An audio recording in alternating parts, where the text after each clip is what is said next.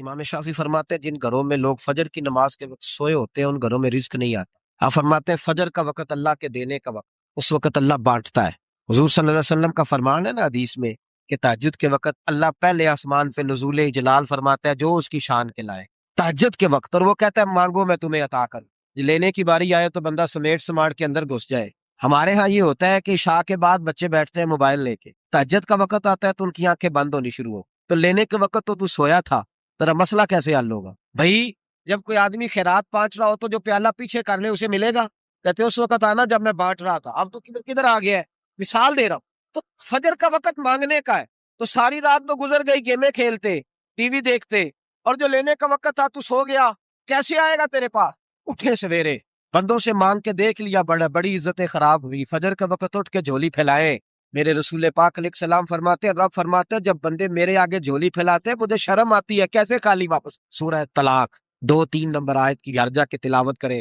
رب کریم نے فرمایا وَمَن يَتَّقِ اللَّهَ يَجْعَل لَّهُ مَخْرَجًا، فرمایا جب تو اللہ سے ڈرے گا تو اللہ ہر مشکل سے نکلنے کا تجھے رستہ عطا فرما دے گا۔ اور کیا خوبصورت انداز ہے قرآن مجید کا، اور ہم نے اس کا لاکھوں بار تجربہ، بیسوں اور سینکڑوں بار یہ چیز ذاتی طور پر پریکٹیکل سے گزری۔ اللہ نے فرمایا ہر مشکل سے نکلنے کا رستہ بھی دے گا، وَيَرْزُقْهُ مِنْ حَيْثُ لَا يَحْتَسِبُ، اور اللہ تجھے وہاں سے رزق دے گا کہ تو نے کبھی سوچا بھی نہیں ہو۔ رزق بھی میرا اللہ ہی دیتا ہے، علم بھی اللہ دیتا ہے، رزق بھی۔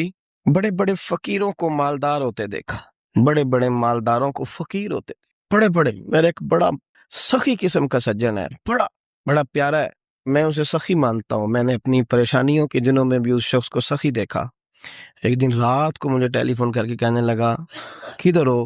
میں نے کہا میں گھر ہوں۔ نہیں اکثر سفر میں ہوتے ہو نا؟ میں نے کہا طبیعت کیسی ہے؟ ٹھیک ہے، بس حال چال پوچھنا تھا۔ میں نے سمجھائی، میں نے کہا یار یہ کوئی مسئلہ ہے؟ ورنہ رات کے 2 بجے کوئی حال پوچھنے کو فون تو نہیں نہ کرتا، کوئی مطلب ایسا تو مسئلہ نہیں نا؟ تو میں نے بیک کال کی، میں نے کہا یار میری بات سن، مسئلہ کیا؟ کہ نہیں کچھ نہیں دل کر رہا تھا۔ میں نے کہا میری گل سن، رہے ہیں اسی 4-5 سال کٹھے، میں تین جاننا، اصل بات کر۔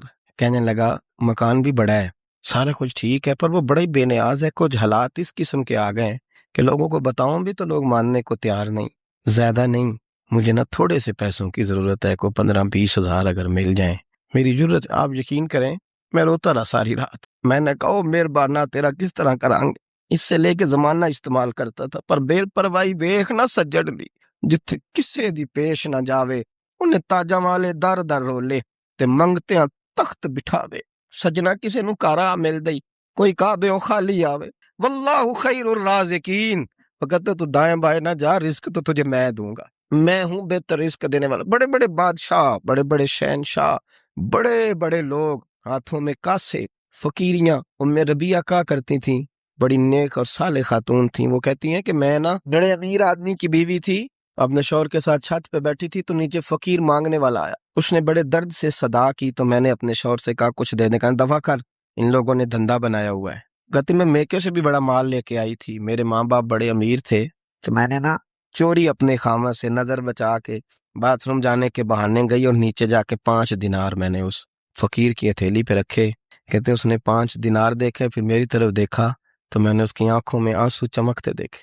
کہنے لگے بی بی رب تیرا بھلا کرے، میں 3 دنوں کا بھوکا ہوں۔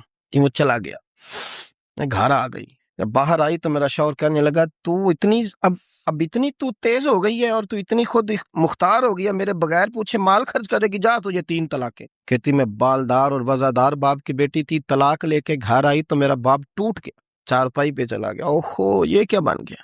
کہتی بڑی تکلیف رہی۔ 1-2 سال کے بعد میرے ابا نے میری شادی کر دی۔ اب جس شوہر کے پاس گئی وہ بڑا نیک تھا، پرہیزگار تھا، اللہ نے بہترین صلہ دیا۔ کہتی چھت پہ بیٹھی تھی، دروازے پہ فقیر آیا، میں نے شوہر سے کہا کچھ دے دوں؟ کہنے لگا 5 نہ دینا، 15 دینا، 20 دینا، میں فقیر ہوں، میں نے فقر سے دولت دیکھی ہے، اسے خالی نہ لوٹانا۔ کہتی ہے کہ میں نیچے گئی اور جب میں نے اس کی طرف دینار بڑھائے تو میری چیخ نکلی، پیسے پھینک کے میں بے ہوش ہو کے گری۔ میرا شوہر نے آ کے اٹھایا، اندر لے گیا، پانی منہ پہ چھڑکا، کہنے لگا تجھے کیا ہوا؟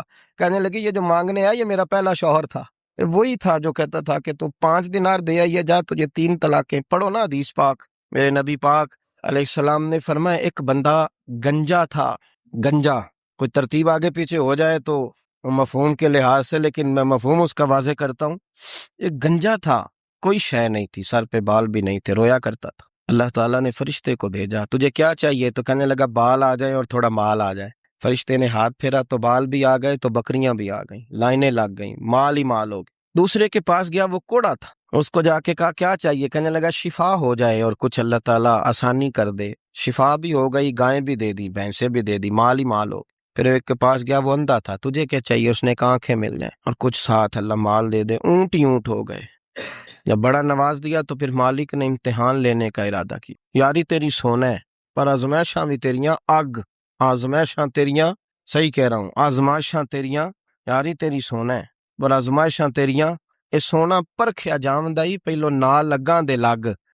اللہ نے فرمایا آزمائش کرو۔ سب سے پہلے گنجے کے پاس آئے، اسے کہا اللہ کے رستے میں کچھ دیکھا نہیں لگا، میرے خرچے ہی بڑے ہیں، دیکھو تو صحیح کتنی مشکل میں وقت گزارتا ہوں، حال ہی کوئی نہیں۔ تو اس نے کہا میں نے تو سنا ہے تو گنجا اور بھوکا ننگا تھا۔ کہنے لگا میں تو جدی پشتی رہی سے اعظم ہوں۔ نبی پاک صلی اللہ تعالی علیہ وسلم نے فرمایا، بخاری شریف میں صحیح درجے کی روایت ہے، کریم فرماتے ہیں اگر تم وہ جان لیتے نا جو میں جانتا ہوں، اگر تمہیں اس کا علم ہوتا نا جس کا مجھے علم ہے، تو فرمایا تم رویا کرتے، تمہاری کیفیات اور ہو جاتے۔ بعض اوقات کچھ لوگ غیر سنجیدگی کا مظاہرہ کرتے ہیں، ہنستے ہیں، شغل بناتے ہیں، بہت سارے کام ایسے ہیں، بہت سارے فیوز و برکات ایسے ہیں جو انہیں ملنے ہوتے ہیں، نہیں مل پاتے، تو وہ غیر سنجیدگی طبیعت کی، لہجے کی غیر سنجیدگی، ان سے وہ فیوز و برکات اٹھا لیتی۔ میں دوستوں سے کہتا ہوں، آپ کسی جگہ محفل میں جاتے ہیں، آپ کسی دینی اجتماع میں جاتے ہیں، لیکن رستے میں اگر آپ شغل کرتے ہوئے جا رہے ہیں، ہنستے ہوئے جا رہے ہیں، آپ نے کیا فائدہ حاصل کیا؟ آپ جہاں بھی جا رہے ہیں، موبائل آپ کا آن ہے، موبائل دیکھ رہے ہیں، موبائل چلا رہے ہیں، موبائل ہی چل رہا ہے، تو آپ نے کیا سنجیدگی حاصل کی؟ پایا کیا؟ ہر کام صرف موبائل کے اسٹیٹس کے لیے کیا ہے؟ تم اگر وہ جان لیتے جو میں جانتا ہوں۔ اصحاب صفا کے پاس قرآن مجید کی کوئی آیت تلاوت کی گئی تو وہ رونے لگے، صحابہ رو پڑتے تھے، اللہ کے خوف سے، خشیت سے رو پڑتے۔ کوئی آیت تلاوت کی گئی، اصحاب صفا رو پڑے، ان کو روتا دیکھ کر حضور بھی آئے اور اللہ کے رسول کی آنکھوں میں بھی آنسو آ، اور پھر اللہ کے حبیب علیہ السلام نے اس عمل کا اظہار فرمایا۔ حضور فرمانے لگے جو آنکھیں رب کے خوف سے آنسو بہاتی ہیں نا، ان کو اللہ پھر دوزخ پر حرام کر دیتا، پھر وہ جہنم میں نہیں جایا کرتے۔ وہ اللہ کے خوف سے چھلک پڑی، جذبات ابل کر باہر آ گئے۔ سعادت مند لوگ ہوتے ہیں، سعادت مند۔ نبی پاک علیہ السلام نے فرمایا، ترمذی میں موجود ہے، حضور فرماتے ہیں 3 باتیں خوش بختی کی علامت ہے۔ یا رسول اللہ صلی اللہ تعالی علیہ وسلم کون سی؟ تو ایک تو حضور نے فرمایا اللہ سے ڈرو، اور دوسرا فرمایا بلا وجہ اپنے گھر سے نہ نکلو، اور تیسرا فرمایا اپنے گناہوں پر رویا کرو۔ اگر تمہیں رونا آ جاتا ہے تو یہ سعادت مندی ہے تمہارے لیے۔ مجھے کچھ دوست کہتے ہیں مجھے غصہ بڑا آتا ہے، تو میں کہتا ہوں مجھے بھی بڑا آتا ہے، بڑا آتا ہے، لیکن اپنے گناہوں پر آتا ہے، اپنی غلطیوں پر آتا ہے۔ مجھے زندگی میں جتنا غصہ آیا ہے اپنی کوتاہیوں پر آیا، جہاں جہاں مجھ سے سستیاں ہوئی ہیں مجھے ان پر غصہ آتا ہے، اور جب اپنے آپ پر غصے سے فارغ ہوں گے تو کسی اور پر بھی کر لیں گے۔ ابھی تو ڈھونڈتا پھرتا ہوں اے اقبال اپنے آپ ہی گویا مسافر، آپ ہی منزل ہوں میں۔ میرے عزیز، اگر انسان کو یہ سعادت مندی نصیب ہو جائے، وہ کبھی اپنے مالک کے خوف سے رو پڑے، کبھی اس کی محبت میں رو پڑے۔ مجھے بتائیں نا، بچہ جب رو ہی پڑتا ہے تو پھر اماں سارے کام چھوڑ کے متوجہ ہو جاتی۔ لوگ کہتے ہیں وہ میرے پاس آیا تھا تو بس رو ہی پڑا تھا، تو پھر میں کیا کرتا؟ وہ رو ہی پڑا ہے تو معاملہ ختم ہو گیا۔ بچے کی شدید غلطی پر اسے ڈانٹا تھا پر وہ رو پڑا، نرم ہو گیا دل ماں کا، باپ کا، چچا کا، بڑوں کا، چونکہ وہ رو پڑا ہے۔ عزیز بھائی، جب تو بھی رب کی بارگاہ میں رو ہی پڑے گا نا، جب تو اس کی خشیت سے ٹوٹ ہی جائے گا نا، جب اس کے حضور آ کے عرض کرے گا نا مالک میں کہاں جاؤں تیری بارگاہ میں نہ ہوں، کہاں جاؤں؟ اعلیٰ حضرت بریلوی رحمۃ اللہ علیہ کے والد تھے، بڑے درد سے دعا کرتے تو لوگ ان سے دعائیں کرایا کرتے، اور عجیب سے نا دعا کے اندر محو ہو جاتے تھے۔ اپنے لفظوں میں بات کروں تو بڑی کھوب کے دعا کر دے سن۔ بعض بندے رٹیاں رٹائیاں دعاواں کر دیں، بس وہ ٹھیک ہے، ہاتھ اٹھا دیے، جو مولانا صاحب کہیں گے ہم بھی، وہ بڑے محو ہو کے دعا کرتے۔ کسی نے ان سے کہا حضرت اتنی للہیت سے اور اتنی محویت سے اور اتنے ذوق سے دعا کیسے؟ فرمانے لگے میں نے اپنی بیوی سے طریقہ سیکھا ہے۔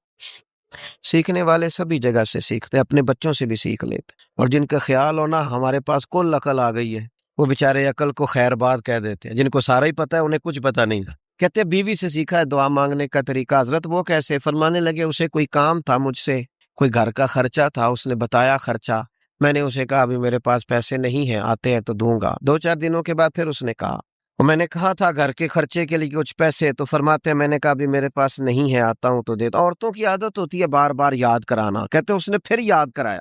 اور میں نے گزارش کی تھی کچھ پیسے چاہیے، فرماتے مجھے غصہ آ گیا۔ میں نے کہا تو کیا روز ایک ہی بات کرتی ہے، تجھے کہا ہے نا ابھی پیسے نہیں ہیں، آتے ہیں تو دے دوں گا۔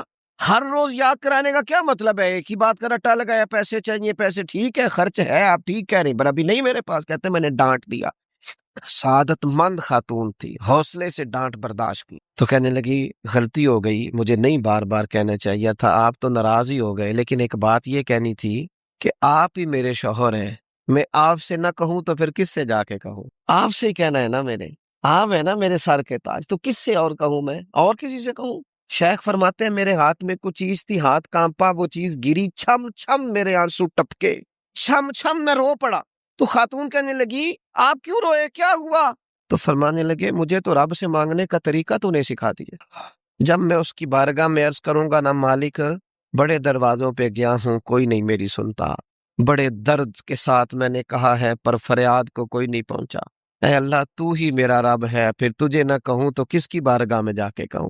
میں بیمار ہوں اور شفاؤں کے لیے ترس گیا ہوں، میں مقروض ہوں اور جان چھڑانے کے لیے ترس گیا ہوں، میں کمزور ہوں اور سعادت پانے کو ترس گیا ہوں، میں بے کیف ہوں اور سجدوں کی لذت کے لیے بے چین ہو گیا ہوں، میں بے کیف ہوں اور چاہتا ہوں میرا قرآن پاک کی تلاوت سے دل لگے، پر مالک جب توفیق تو دینے والا ہے تو پھر تجھ سے نہ کہوں تو میں کس سے جا کے کہوں؟ نبی پاک صلی اللہ تعالی علیہ وسلم نے فرمایا دو آنکھیں دوزخ میں نہیں جائیں گی۔ یا رسول اللہ صلی اللہ علیہ وسلم اتنا کرم، وہ دو آنکھیں کون سی ہیں؟ فرمایا ایک وہ جو اللہ کی راہ میں رات جاگتی رہی، کسی سرحد پر پہرا دیا، کوئی ڈیوٹی کی، کوئی خدمت کی راہ خدا میں، جو آنکھیں بیدار رہی راہ خدا میں، دوزخ میں نہیں جائیں گی۔ اور دوسرا فرمایا جو رب کی یاد میں رو پڑی، جس سے خشیت آئی، جو ڈر گیا پر ڈرا اللہ کے، آنسو فار سیل نہ ہو، کوئی اداکاری کا ماحول نہ بنائے، وہ اس طرح نہ ہو رو رو کے دعا، رکت انگیز دعا، اور فلاں کیا بات، فلاں کے بڑا رلایا اور فلاں میں بڑا درد تھا اور فلاں کے آنسو نکل آئے اور پیر صاحب قبلہ رو ہی پڑے، فار سیل نہ ہو چیزیں، اداکاری نہ ہو، اس کی طبیعت پر پورا اثر ہو۔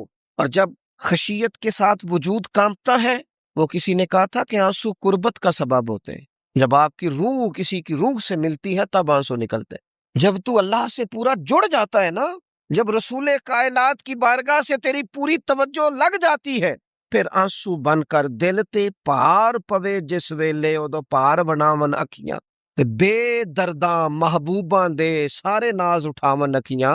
عزیز دوست، جب آپ پورے طور پر جڑ جاتے، او یارو کتنا روئے ہیں مسلمان اقوام متحدہ کے سامنے جا کے، کتنی قراردادیں پیش کی تم نے سلامتی کونسل میں، حتیٰ کہ مسلمانوں کے جو امیر ملک تھے ان کی تنظیمیں بنی، کوئی مسلمانوں کی داد رسی کو نہیں پہنچا۔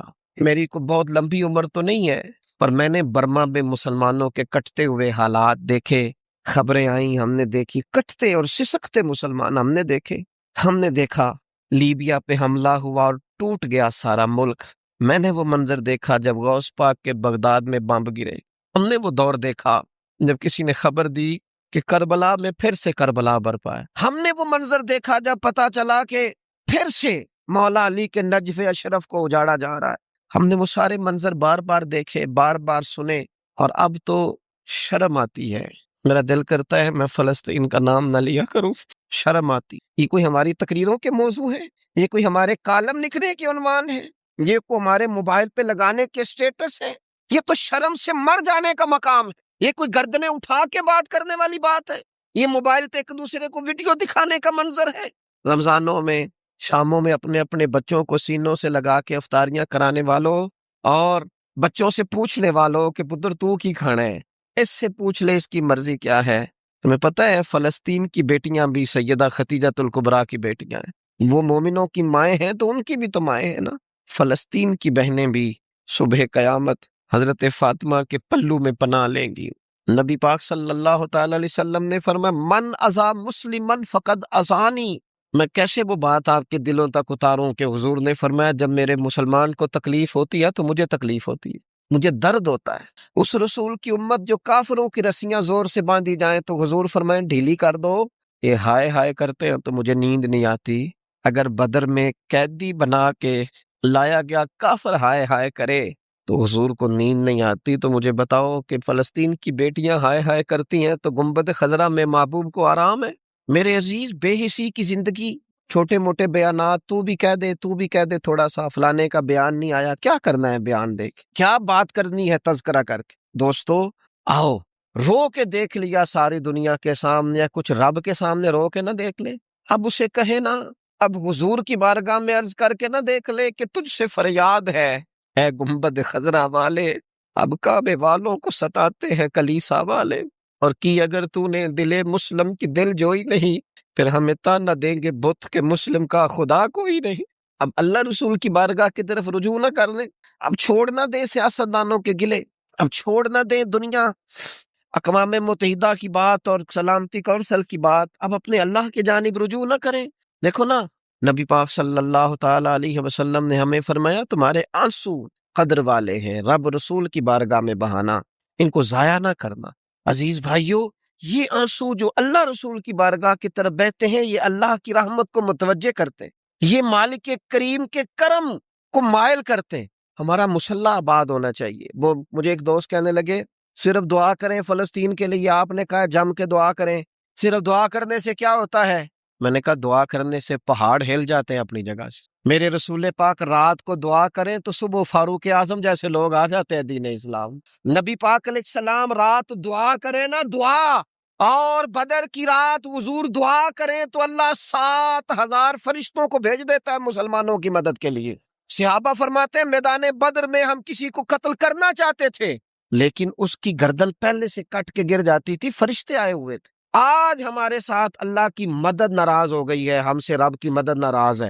ہماری مجموعی غلطیاں، قومی کوتاہیاں، بددیانتیاں، رشوت خوریاں، ہمارے جھوٹ، ہماری بد اخلاقیاں، مجموعی طور پر سوسائٹی کی مادہ پرستی، اخلاقی رویوں کی گراوٹ، لوٹنا، اپنا حصہ وصول کرنا، جگہ جگہ پہ کمیشن مقرر کرنے، ہر شخص کا ذات کے لیے سوچنا، اللہ کی مدد پھر روٹ جایا کرتی ہے، ناراض ہو جایا کرتی۔ سب سے ضروری کام یہ ہے، سب سے ضروری کام کہ اللہ کی مدد شامل ہو۔ سب سے، ایک صحابی تھے، ایک جگہ انہیں شہید کیا جا رہا تھا، تو کافر چاہتے تھے کہ ہم ان کی لاش کو معاذ اللہ ثم معاذ اللہ بے حرمتی کریں۔ انہوں نے عرض کی مالک تو میرا مددگار ہے، اس بیابان جنگل میں میری مدد کرنا۔ شہد کی مکھیاں آ گئیں، ان کے پورے وجود کو چھپا لیا، کوئی چیز قریب آئی نہیں، اور لوگ کہتے ہیں مکھی اٹھ کے بیٹھے تو زخمی کر دیتی ہے، لیکن وہ اٹھ کے گئیں تو وجود پہلے سے زیادہ تر و تازہ تھا۔ اللہ نے محفوظ کر لیا وجود ان لوگوں کا، اللہ نے حفاظت فرمائی، اللہ کی مدد شامل تھی، اللہ کی مدد۔ ایٹم بم تم نے بنا لیے، ہتھیار تم نے سجا لیے، دولتیں تم نے جمع کر لی، بڑے بڑے تم نے ادارے قائم کیے، اب ایک کوشش اور بھی کرو، رب رسول کی بارگاہ میں رو تاکہ تمہیں اللہ کی مدد بھی ملے، تمہارے اندر حوصلہ بھی پیدا ہو، تمہارے اندر شعور بھی بلند ہو، اپنی ذات سے اٹھ کر سوچنے کی تمہیں طاقت بھی میسر آئے۔ میرے عزیز، اگر اس کی بارگاہ میں رونا آ جائے نا، اس کی بارگاہ میں اسے منانا آ جائے، تو پھر تو کیفیات ہی کچھ اور ہو جاتی ہیں۔ کتنا کو روئیں بھلا؟ حضور فرماتے ہیں بہت لمبا تم نہ بھی نہ رونا، اگر مکھی کے یا مچھر کے پر کے برابر بھی تمہارے آنسو نکل گئے نا، میں اب اس سے زیادہ کیا آپ کی بارگاہ میں بات عرض کروں۔ حضور فرماتے ہیں ایک مکھی اور مچھر کے پر کے برابر بھی تیری آنکھ سے آنسو نکل آیا، شرط یہ ہے نکلے ریاکاری کے لیے نہیں، نکلے اللہ کی رضا کے لیے، اس کی خشیت میں نکلے۔ فرمایا اگر مکھی کے پر کے برابر بھی تو رو پڑا تو اللہ تعالیٰ تیرے لیے دوزخ سے آزادی لکھ دے گا۔ اور نبی پاک صلی اللہ تعالیٰ علیہ وسلم نے بیان فرمایا ہے، حضور فرماتے جو اللہ کے خوف سے رو پڑے نا، جس طرح بھینس، بکری، گائیں کے تھنوں سے نکلا ہوا دودھ دوبارہ تھنوں میں نہیں نہ جاتا، اسی طرح جو رب کی یاد میں رو پڑے وہ دوزخ میں نہیں جاتا۔ یہ مثال دیکھیں کیسی دی حضور نے سمجھانے۔